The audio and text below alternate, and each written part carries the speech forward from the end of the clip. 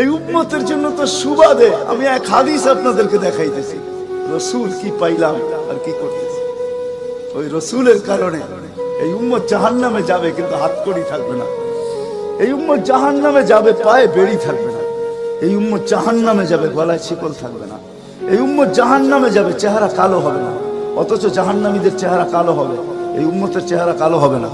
একজনের চেহারাও কালো হবে না।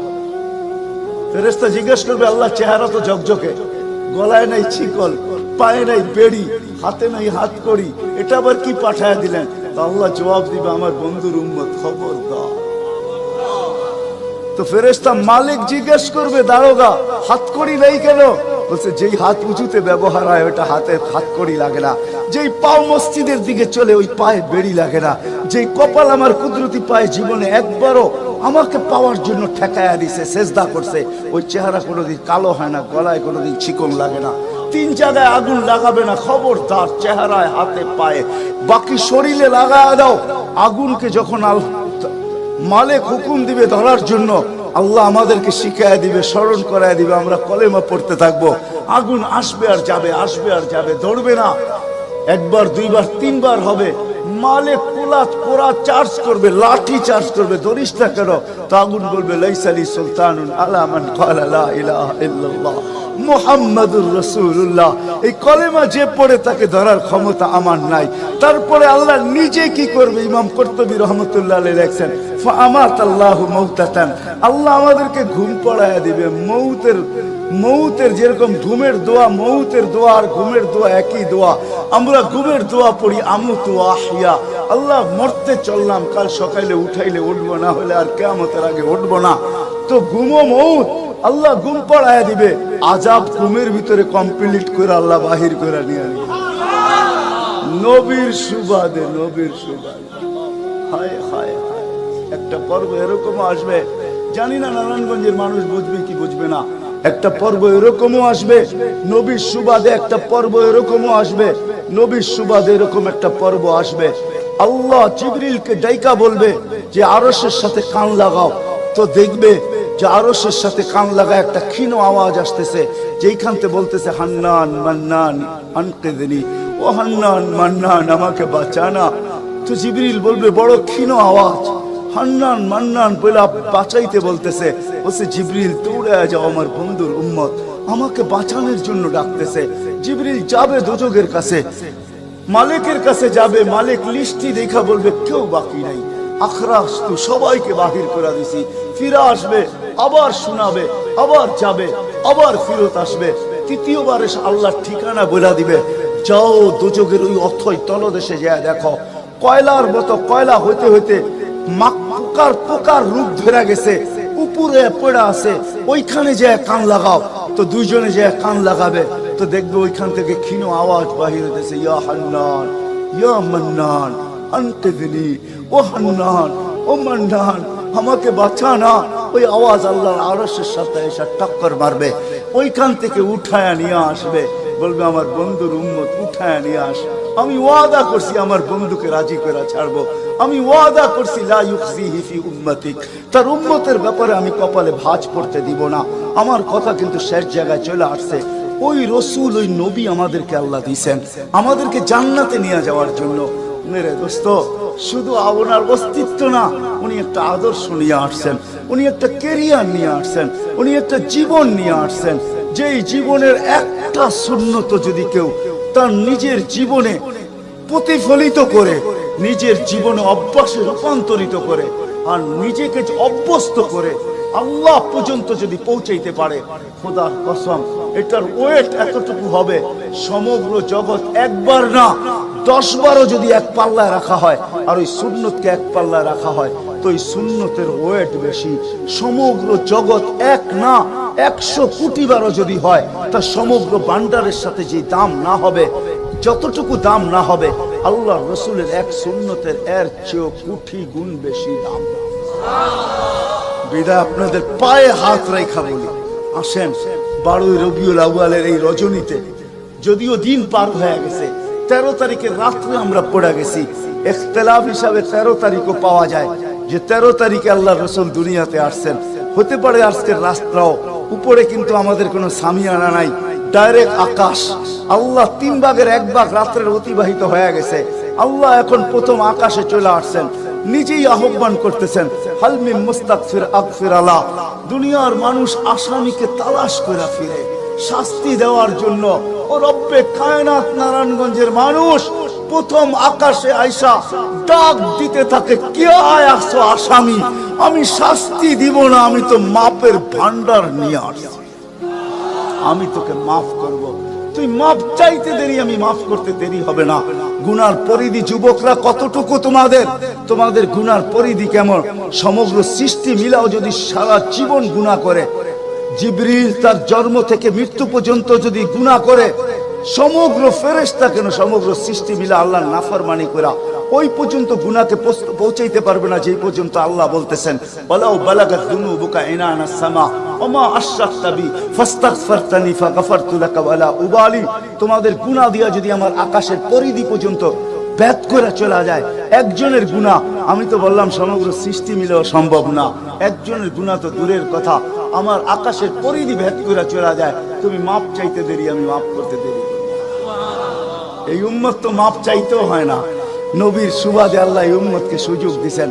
তরজমা উলামায়ে কেরাম ভালো বুঝবে, আল্লাহ নিজেই বলে এই উম্মত যখন চিৎকার দিয়া মাথায় হাত দিয়া বসা পড়ে আর চিৎকার যখন দেয়, হায় আমি বুঝি শেষ হয়ে গেলাম, ফালাম্মা তায়াক্কানতা বিল বাওয়ার ওয়া যানানতা আন্নাকা মিন আহলিন নার মানাহতু ইলাইকা রিদওয়ানি ওয়াল্লাইতু ইলাইকা গুফরানি কুলতু লাকা লা তাহজান গফারতু লাকা যুনুবা ওয়াল আওসার ওয়া লিআজলিকা সাম্মাইতু নাফসি আল আজিজুল গফফার। আল্লাহ বলে এই উম্মত যখন মাথা ধরে চিৎকার দেয়, আমি বুঝি শেষ হয়ে গেলাম, আল্লাহ বলে আমি আমার জায়গায় থাকতে পারি না, আমি দৌড়ায় ছুটে আসি, আমি আসার আগে আমার মাগফিরাতের চাদর দিয়া একে ঢাকা নেই, আমার রহমতের চাদর দিয়া, আমার রেজার চাদর দিয়া একে ঢাকা নেই, মাগফিরাতের ভিতরে ডুবায়া নেই, আমি আইসা পিঠে হাত বুলাইতে থাকি আর বলে চিন্তা করার কোনো কারণ নাই, তোর ডাক আমাকে থাকতে দেয় নাই, আমি চলে আসছি, আমার রহমতের জোশ চলে আসছে, তুই মাপ না চাইলেও মাফ করে দিলাম। মুহাম্মদুর রাসূলুল্লাহ সুবাদে বিদায় নারায়ণগঞ্জের মানুষ, আমি যুবকদেরকেও বলবো, মা বোনদেরকেও বলবো, সবাইকে বলবো, শুধু আমাদেরকে জান্নাতে নিয়ে যাওয়ার জন্য আসেন নাই, একটা সুন্দর জীবন আমাদেরকে দেওয়ার জন্য আসছেন, 60-70 বছর একটা সুখের জীবন দেওয়ার জন্য আসছেন, 60-70 বছর একটা আনন্দের জীবন দেওয়ার জন্য আসছেন, 60-70 বছর একটা এনজয়মূলক জীবন দেওয়ার জন্য আসছেন। আমরা যেটাকে এনজয় বলি এটাকে এনজয় বলে না। আপনি আমাকে কোনো থিওরি দিয়া বুঝাইতে পারবেন না। আমি গত মাসেরই 23 তারিখে আমার 1 মাসের আমেরিকার সফর ছিল, আমি সফর শেষ করে আসছি প্যান্ডামিকের ভিতরেও, এই করোনার ভিতরেও, আমাকে বুঝাইতে হবে না, আমি দুনিয়া চষা মানুষ, আমি চষতে চষতে শেষ করে ফেলছি, আমাকে বুঝাইতে হবে না, আমি মানুষকে বড় কাছের থেকে দেখি, আপনি আমাকে বুঝাইতে হবে না। যেগুলাকে আমরা এনজয়ের সংজ্ঞা দিই এগুলা এনজয় না, যেগুলাকে আমরা সুখের সংজ্ঞা দেই এটা সুখ না, যেটাকে আমরা বলি হ্যাপি, এটার নাম হ্যাপি না।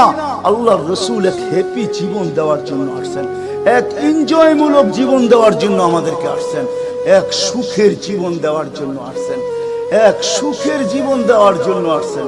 সাহাবারা সুখী ছিল, কসম খোদা, আমরা দৌড়ে দেখছি, কিন্তু আমরা এখন পর্যন্ত কোন ব্যক্তি বুকে হাত দিয়ে বলতে পারবে না যে আমি কোন সম্পর্ক নিয়ে সুখী, কেউ বলতে পারবে না কোন সম্পর্ক নিয়ে সুখী, কেউ বলতে পারবে না আমি অর্থ নিয়ে সুখী, কেউ বলতে পারবে না আমি পদ নিয়ে সুখী, কেউ নিজে বলতে পারবে না এনাফ এই শব্দটা কেউ বলতে পারবে না, সুখী বলতে পারবে না।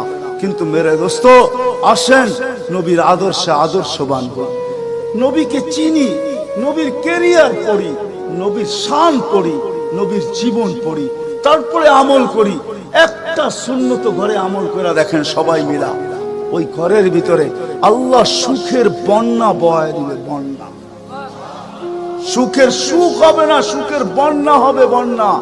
সাহাবাদের জীবনে সুখের বন্যা ছিল, বন্যা, ঘরে কিচ্ছু ছিল না, আমি মানি। আজকেও অনেক আলেম ওলামা আছে যাদের ঘরে কিচ্ছু নাই, কিন্তু যা দেখবেন সুখ আছে, সুখ, সুখ রাখবেন না, সুখ আছে, সুখ আছে। কয়জন বলতে পারবেন যে আপনাদের পাও টিপা ঘুমের থেকে উঠায় আর পাও টিপতে টিপতে আপনাদেরকে ঘুম পড়ায়? আলেম ওলামা বহুত বলতে পারবে যে আমাদেরকে পাও টিপতে টিপতে উঠায়, পাও টিপা টিপা আমাদেরকে ঘুম পড়ায়।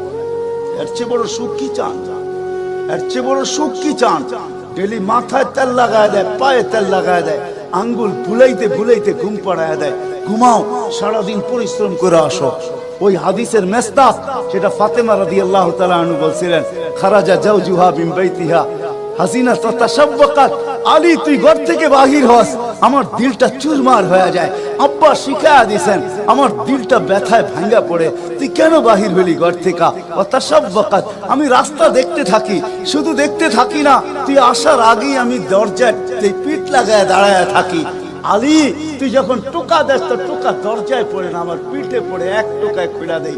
আলী বলে এই জন্যই তো আজ পর্যন্ত কোনোদিন 2 টোকা দিতে হইল না, 1 টোকাই তুমি খুলা দাও। বলে আলী আমি তো রাস্তার দিকে তাকাইতে তাকাইতে কখন যে দরজায় পিঠ লাগায় দেই, আর তোর টোকা এসে আমার পিঠে লাগে, আমি সাথে সাথে খুলা দিই। আব্বা এটাই শিখেছে আমাকে।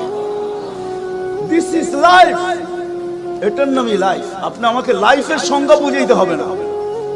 আপনি আমাকে রাগ হবেন না, আপনারা আমাকে কোন দুনিয়া দেখাবেন? Canada, America, Australia, Europe, Japan, উন্নত বিশ্ব, চষতে চষতে আমার জুতা শেষ।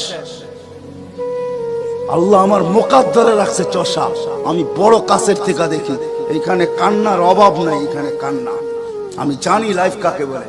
লাইফ ওইটার নাম যেটা মুহাম্মদুর রাসূলুল্লাহর আদর্শমূলক লাইফ। লাইফ এই জন্য পায়ে হাত রাখি। এই রাত্রে আল্লাহ প্রথম আকাশে সবার কাছে পায়ে হাত রাখবো। আমি বেশি বলবো না, ডেলি একটা সুন্নত শিখেন। ডেলি কয়টা? একটা সুন্নত। চাই সেটা খাওয়ার হোক, চাই সেটা শোয়ার হোক, চাই সেটা চলার হোক, চাই সেটা বলার হোক, চাই সেটা ঘুমানোর হোক, চাই সেটা বাথরুমে যাওয়ার হোক, চাই সেটা মসজিদে ঢুকার হোক, চাই সেটা কারোর সাথে কথা বলার হোক, চাই লেনদেনে হোক, একটা সুন্নত শিখেন। হায় মুহাম্মদুর রাসূলুল্লাহ বড় চোখের পানি ছড়ায় গেছে। আমাদেরকে জান্নাতে নিয়ে যাওয়ার জন্য আসছেন, নাইলে আসছেন না। দুজাহানের বাদশা কেন আসবে? জমিনে কেন পাও রাখবে? যার রহমতের ভিতরে, যার অস্তিত্বের ভিতরে সমগ্র জগতের অস্তিত্ব লুকানো ছিল। শুধু শুধু আল্লাহ আদম আলাইহিস সালামকে বলেন না, লাউলাহু লামা খালাকতুকা ইয়া আদম। উনি না হইলে তোমার অস্তিত্ব হতো না। লম্বা কাহিনী আমি শর্টে বলতেছি, তোমার অস্তিত্ব হতো না। যার নামটা নিজের নামের সাথে মিলায় রাখছে, এটাই বলে দিচ্ছেন। যুকিরতা ইদা যুকিরতা, যুকিরতু যুকিরতা ইদা যুকিরতা, যুকিরতু ও যুকিরতা মাই। আমার নাম যখন উচ্চারণ হবে বন্ধু, তোমার নাম উচ্চারণ হবেই। আমি আমার নামের সাথে তোমার নামটা মিলে রাখছি। যাকে আল্লাহ 1000 বছর সৃষ্টির 1000 বছর আগে, যার আল্লাহ পরিচয়ের ডঙ্কা বাজাইতেছেন, ইয়াসিন 1000 বছর আগে পড়ছেন, তখন আল্লাহ বসাইতেছে ইয়াসিন আল কোরআনিল হাকিম। আমি তো বলি ওলামা বুঝবে, ইয়াসিন আল কোরআনিল হাকিম ইন্নাকা লামিনাল মুরসালিন। আমি তো বলি ইন্নাকা ওকে বলা চলে যে সামনে উপস্থিত বসা। আরবি গ্রামার এটাই বুঝায়। আল্লাহ মনে হয় বন্ধুকে সামনে বসাই বলতেছিলেন ইন্নাকা লামিনাল মুরসালিন। আমার মনে হয় পেটে হাত রাইকেই বলতেছিলেন ইন্নাকা লামিনাল মুরসালিন। বন্ধু আপনি নবী হিসাবে প্রেরিত বন্ধু। ওই রাসূল কি রাজি? একটা সুন্নত শিখবেন। হ্যাঁ, কে কে ওয়াদা করতে পারেন? ওয়াদা, কিন্তু ওয়াদা দূর দূর পর্যন্ত। যদি নবীর মোহাব্বত থাকে আপনার ভিতরে, একটা সুন্নত ডেলি শিখবেন। ওটাকে নিজে জীবনে অভ্যস্ত হন।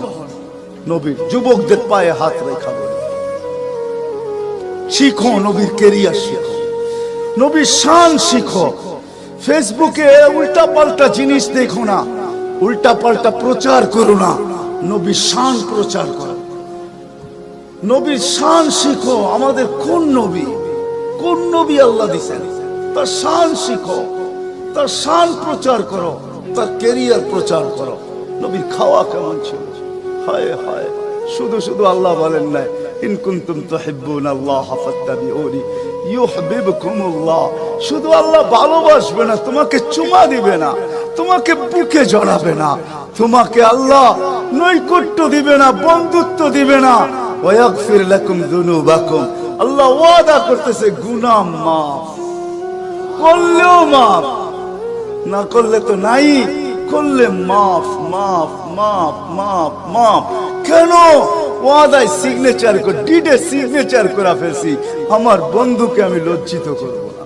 হায় হায় হায়, কিয়ামতের দিন যার আমলনামার সামনে ঝুঁকবে না, আল্লাহ রাসূল দাঁড়ায় আল্লাহর দিকে দেখবে আর বলবে আমা কুনতা লা ইউখজিকা ফি উম্মতিক, আপনি কি বলেন নাই যে আপনি আমাকে উম্মতের ব্যাপারে লজ্জিত করবেন না? পাল্লা তো সামনে ঝুঁকে না, কি করব? তো আল্লাহ বলবে বন্ধু রহমতি, রহমত দিয়ে ঝুঁকায় দিব। তো আল্লাহ রহমত দিয়ে পাল্লা ঝুঁকায় দিবে, আল্লাহর রাসূলকে আল্লাহ হাসায় দিবে। ফায়াবতাসিম, আল্লাহর রাসূল হাসা উঠবে, বাহ ঝুঁকে গেছে। হাউজে কাউসার নিজের হাতে পান করাবে, করবো তো ইনশাআল্লাহ। আল্লাহ আমাদের সবাইকে আমল করার তৌফিক দান করেন। ওমা আলাইনা ইল্লাল বালা।